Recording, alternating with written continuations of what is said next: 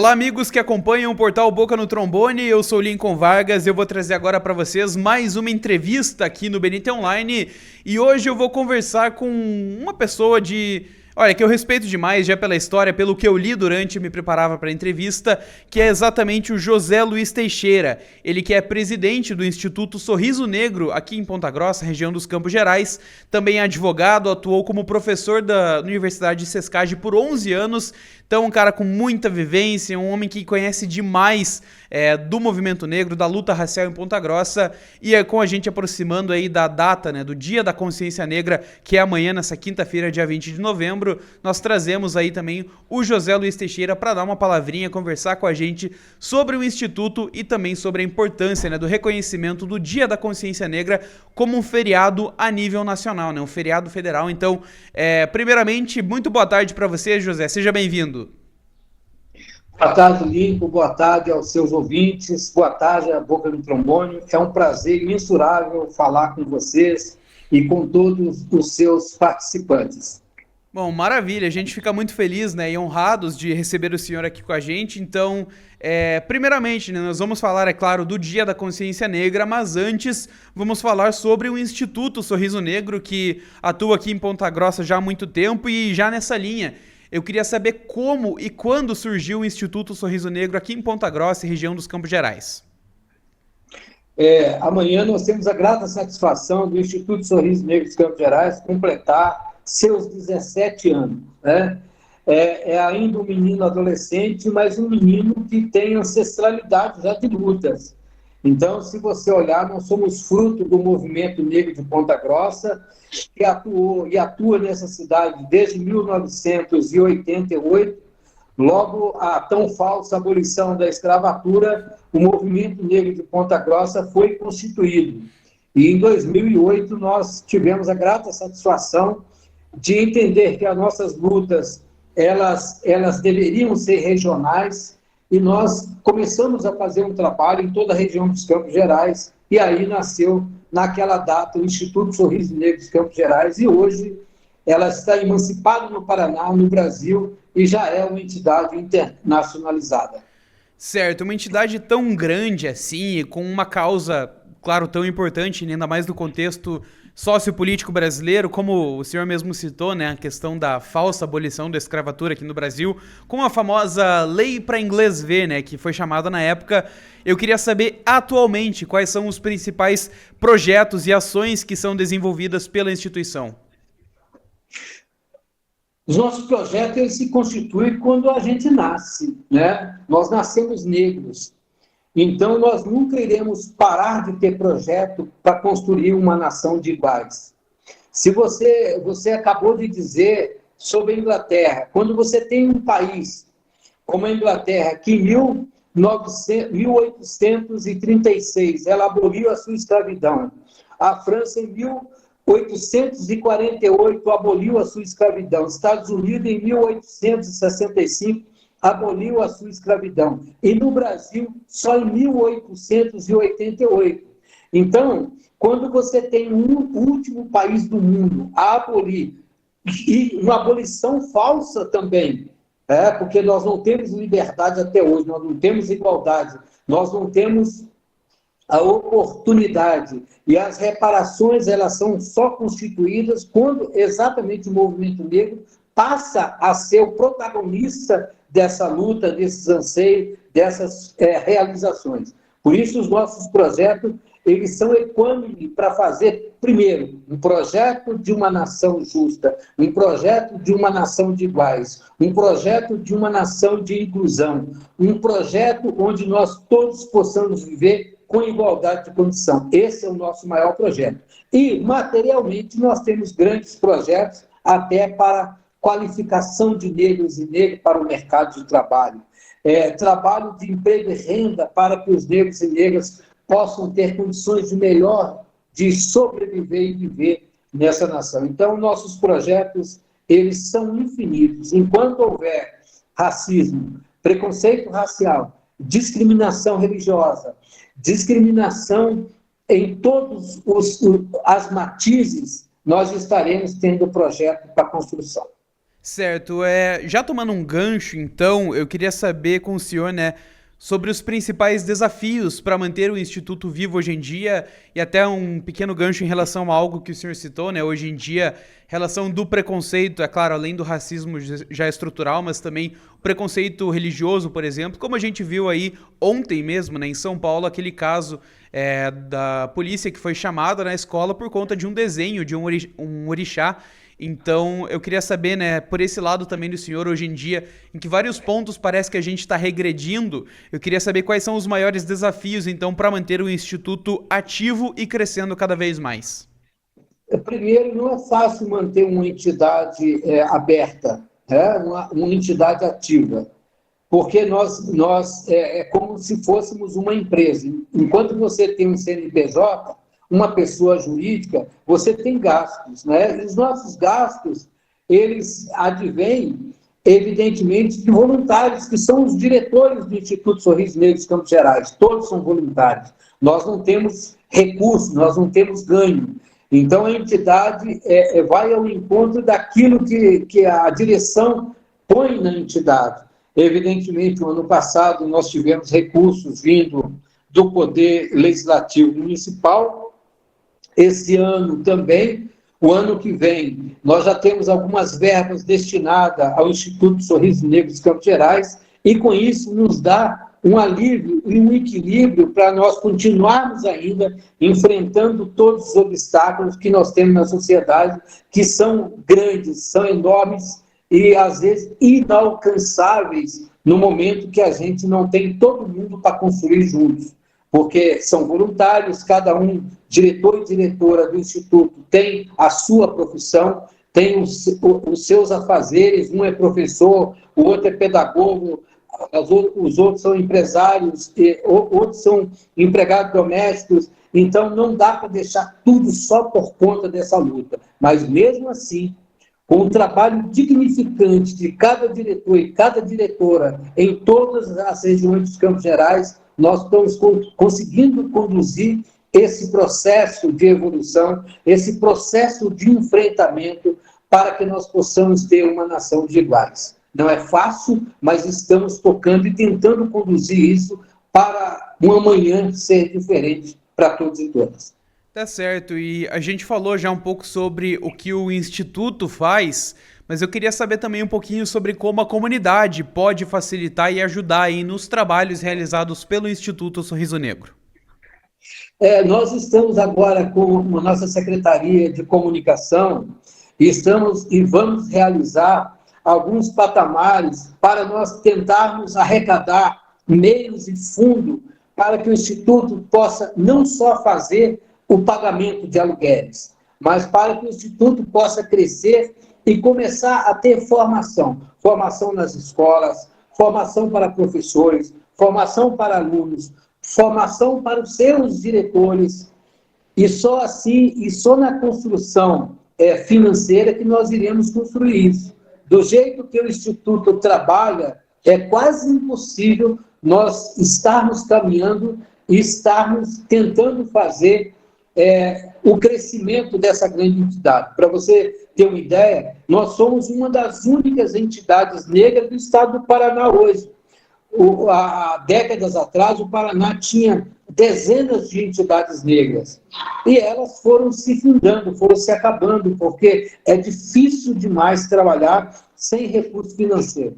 Então, eu clamo a todos, aqueles que puderem dar o mínimo ao Instituto Sorriso Negro de Campos Gerais, para que possa ajudar nessa luta, nós estaremos recebendo de bom grado para que estejamos fazendo esse enfrentamento social tão difícil, tão preocupante, onde a todo momento a gente vê um desamor, a gente vê o ódio estampado pela nossa cor. As pessoas têm ódio do negro simplesmente pela sua existência. E talvez nós iremos minimizar esse processo também com alguns recursos humanos, recursos materiais e recursos financeiros para você fazer todos esses desafios que estão aí para vir.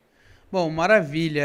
Na verdade, aí o senhor acabou tocando num ponto que eu já ia trazer, né? que é justamente essa questão dos retrocessos aí nos últimos anos. Eu queria saber como o senhor avalia aí, de certa forma, alguns avanços, mas também, né, alguns retrocessos nas políticas públicas de igualdade racial aqui no Brasil, mas especialmente em região do Paraná e aqui dos Campos Gerais. Ligo, eu acho que todo mundo tinha a boca no trombone, porque é o único momento do negro e da negra sobressair-se na sociedade, colocando a boca no trombone. É um nome muito peculiar, porque não adianta você fazer política de governo, você tem que instituir e construir políticas públicas, onde todo governo, qualquer governo que porventura vir a fazer a sua política, não tirar mais aquele direito adquirido para todo esse grupo social vulnerável. Como, por exemplo, as leis constituídas.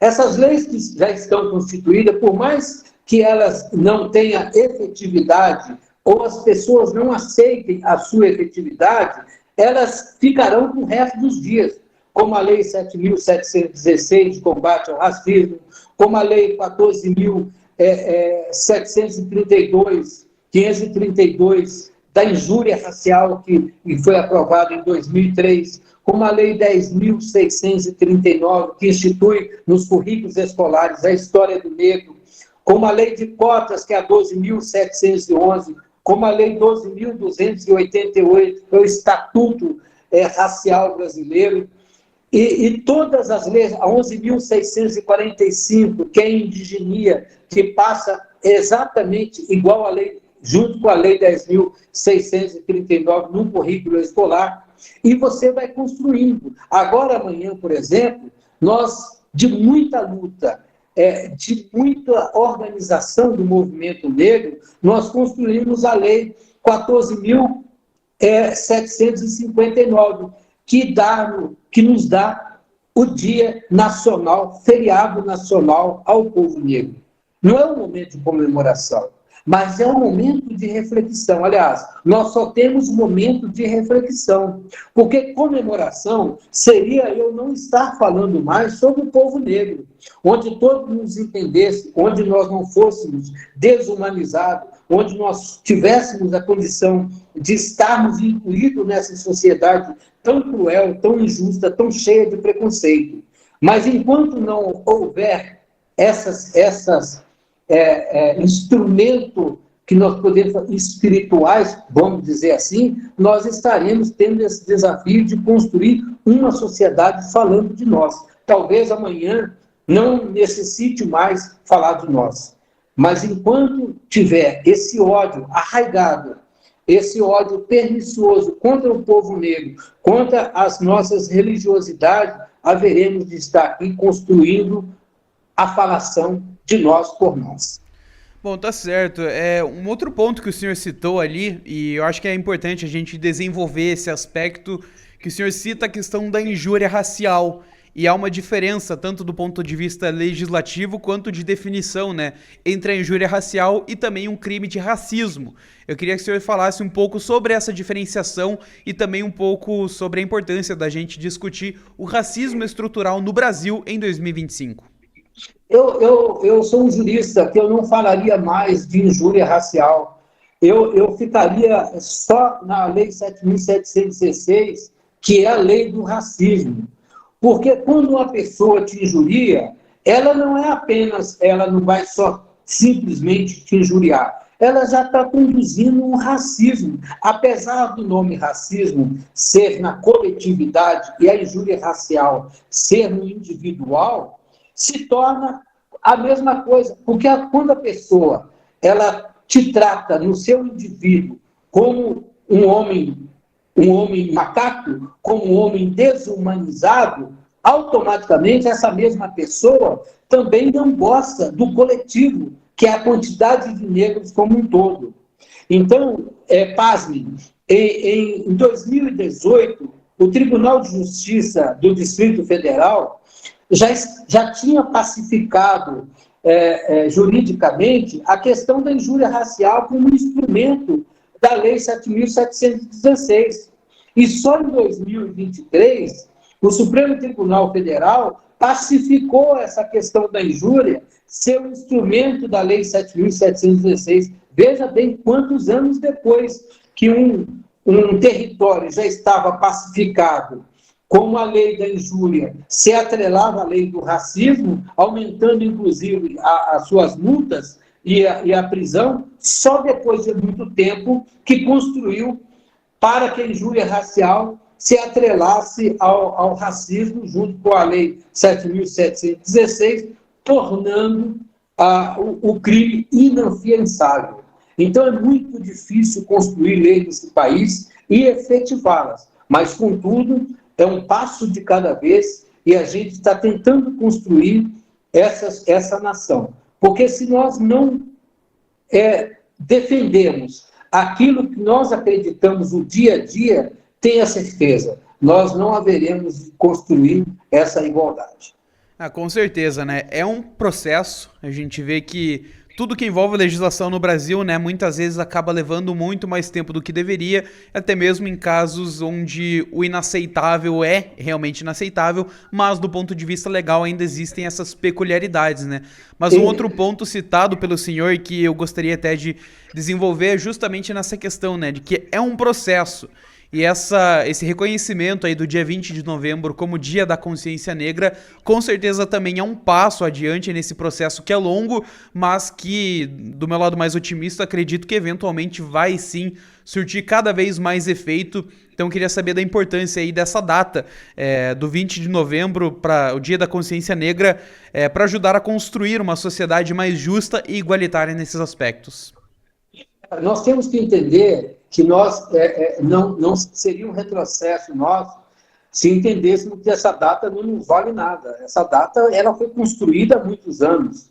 Ela está sendo querida pelo movimento negro e pressionada ao poder legislativo há muito tempo, inclusive ao poder executivo há muito tempo. E só agora, em um ano passado, nós conseguimos aprovar essa lei. Ou seja, nós iremos, a cada século, aprovar uma questão para esse grupo minoritário, para esse grupo vulnerável. Nós passamos 350 anos com o Brasil desumanizando o povo negro, humilhando o povo negro, escravizando o povo negro, e só através de muita pressão, que em 88 a Constituição Federal nos torna povos iguais, mas pela Constituição ainda não temos igualdade perante a sociedade. E isso nós temos que fazer também esse enfrentamento. São através desses desafios, desses enfrentamentos, que haveremos de falar assim, a legislação está valendo a pena, a legislação está construindo dias melhores, e nessa construção de dias melhores, hoje nós somos iguais. E nós não somos iguais. E não é fácil ser igual nesse país. Por isso, hoje, ainda somos diferentes. Maravilha. E realmente, né, muito didático os pontos que o senhor traz aqui pra gente, porque é uma diferenciação importante, né? Do ponto de vista legal, sim, com certeza somos todos iguais. Mas do ponto de vista prático, nós sabemos, né, que não é o caso, e que a comunidade negra, não só aqui no Paraná, na região dos Campos Gerais, mas em todo o Brasil, sofre ainda de muitas mazelas que vêm aí como decorrência de coisas que aconteceram há 500 anos atrás. Então é um ponto, sim, muito bem levantado pelo senhor e muito didático. Agora, para a gente finalizar a entrevista, eu queria que o senhor deixasse uma mensagem para a comunidade de jovens, crianças, negros aqui do Paraná, da região dos Campos Gerais, em Ponta Grossa, em relação aí a esse dia 20 de novembro, uma mensagem para a população. Só temos condição de nós fazermos uma nação de iguais quando todos forem iguais. Quando o teu ódio não permanecer no teu coração, quando o teu dissabor para outra pessoa que não tem a pele igual à tua, deixar de existir a tua raiva. Quando a religiosidade for construída de maneira diferente, onde você não possa vilipendiar o templo de outro irmão. Quando você ser ensinado, desde criança, a odiar, você aprender a amar. Quando você aprender que o teu amém é igual ao meu axé na busca do mesmo Deus, estaremos fortalecendo a mesma história. Uma história humana, uma história ancestral, uma história que vai construir os nossos direitos.